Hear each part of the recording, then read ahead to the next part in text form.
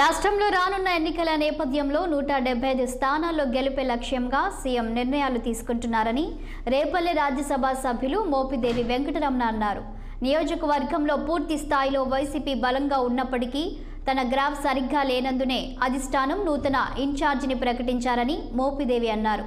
ఎవరు ఎలాంటి నిర్ణయాలు తీసుకోవద్దని సీఎం సలహాల మేరకు కలిసి ముందుకు నడుద్దామని నాయకులకు సూచించారు. మరోసారి వైసీపీ పార్టీని అధికారంలోకి తీసుకురావడానికి ప్రతి ఒక్కరూ కష్టపడి పనిచేయాలని వివరించారు. నెలలైపోయింది, నెలల నుంచి రోజుల్లోకి పడ్డాయి ఎన్నికల వాతావరణం.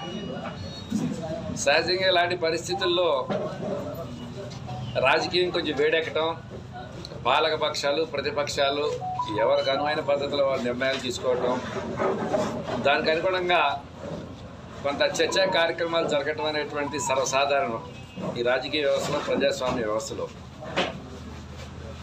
అలాంటి పరిస్థితుల్లో ముఖ్యమంత్రి శ్రీ వైఎస్ జగన్మోహన్ రెడ్డి గారు మరి జాతీయ స్థాయిలోనే ఏ ముఖ్యమంత్రి కూడా చేపట్టలేనటువంటి అనేక రకాలైన సంక్షేమ కార్యక్రమాల ద్వారా ప్రజల యొక్క ఆర్థిక స్థితిగతుల్లో మార్పు తీసుకురావాలనేటువంటి ఒక ఆలోచనతోటి